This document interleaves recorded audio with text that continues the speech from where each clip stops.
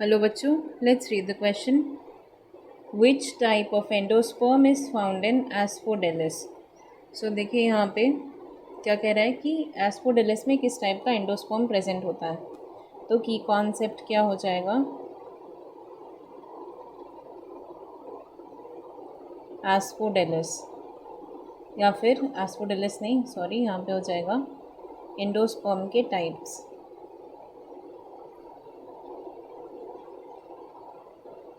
देखिए जो एंडोस्पर्म है ये बेसिकली ट्रिपल फ्यूजन से बना होता है, जिसमें ओव्यूल के दो पोलर न्यूक्लियाई और एक मेल गैमीट जो है वो फ्यूज़ होता है. और यहाँ पे ये एंडोस्पर्म तीन टाइप्स के होते हैं,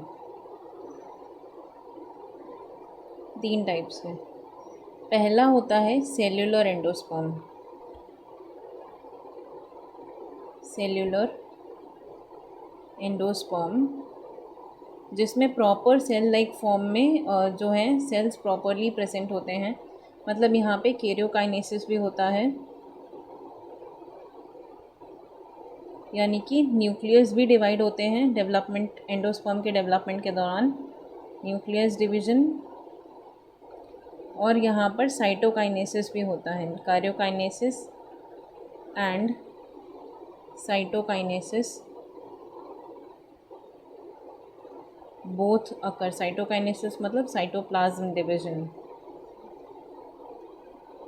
यानी यहाँ पे हर न्यूक्लियस के आसपास सेल वॉल भी बनती है, यानी कि साइटोप्लाज्म भी डिवाइड होता है, तो बोथ अकर. इसका एग्जाम्पल क्या होता है, डैट्यूरा या धतूरा या पेट्यूनिया इसका एग्जाम्पल होता है. दूसरा होता है देखिए न्यूक्लियर एंडोस्पर्म.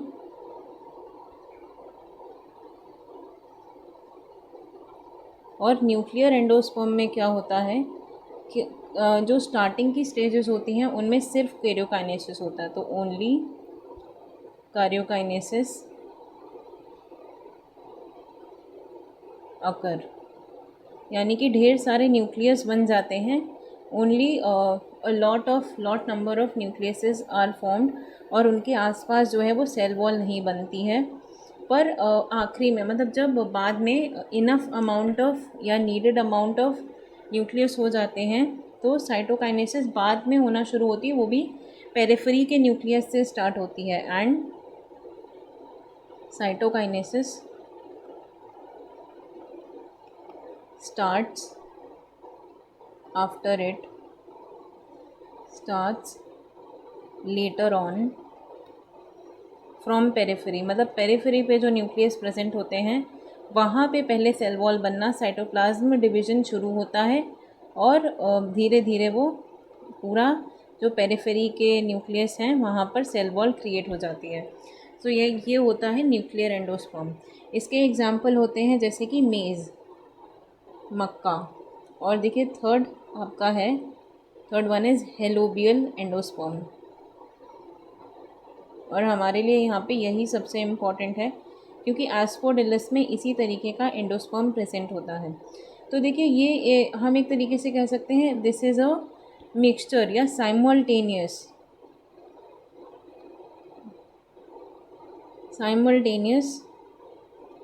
डिवीजन. यहाँ पे देखिए होता क्या है कि सबसे पहले फर्स्ट स्टेप में साइटोकाइनेसिस होती है. फर्स्ट स्टेप में हैज़ साइटोकाइनेसिस, यानी कि एक सेल जो है वो दो सेल्स में डिवाइड हो गया पहले स्टेप में. उसके बाद जिसमें से in which one cell migrate to micropyle. एक जो है वो माइक्रोपाइलर एंड पे चली जाती है और दूसरी कहाँ चली जाती है, चलाज़ल एंड पर. And second to chalazal end. मतलब यहाँ पे कार्योकाइनेसिस भी हुआ, साइटोकाइनेसिस भी हुआ. एक जा कर के माइक्रोपाइलर एंड पे स्थिर हो गई और दूसरी वाली चलाज़ल एंड पे. अब इसके बाद यहाँ पे सिर्फ कार्योकाइनेसिस होता है, देन ओनली कार्योकाइनेसिस. और वो जो माइक्रोपाइलर और चिलाजल एंड पे जो न्यूक्लियस थे, जो सेल्स थे, उनमें कोई डिवीजन अब फर्दर शो नहीं होता है और ओनली कार्योकाइनेसिस अकर। और फिर जब इन सफिशेंट अमाउंट ऑफ कार्योकाइनेसिस से फ्री जो ढेर सारे विदाउट सेल वॉल के न्यूक्लियस बन जाते हैं, तो फिर यहाँ पे भी after that peripheral cytokinesis start. फिर साइटोकाइनेसिस फ्रॉम पेरिफेरी स्टार्ट, जैसे कि हमने न्यूक्लियर एंडोस्पर्म में देखा था, स्टार्ट। और इस हेलोबियल एंडोस्पर्म का ही एग्जाम्पल होता है एस्फोडिलस। तो एस्फोडिलस में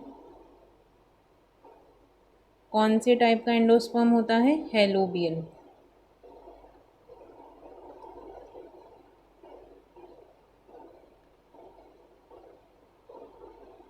सो this is the whole concept of type of endosperm. और यहाँ पे एस्फोडिलस में कौन सा एंडोस्पर्म होता है? Helobial. So I hope you understood it well. Best of luck.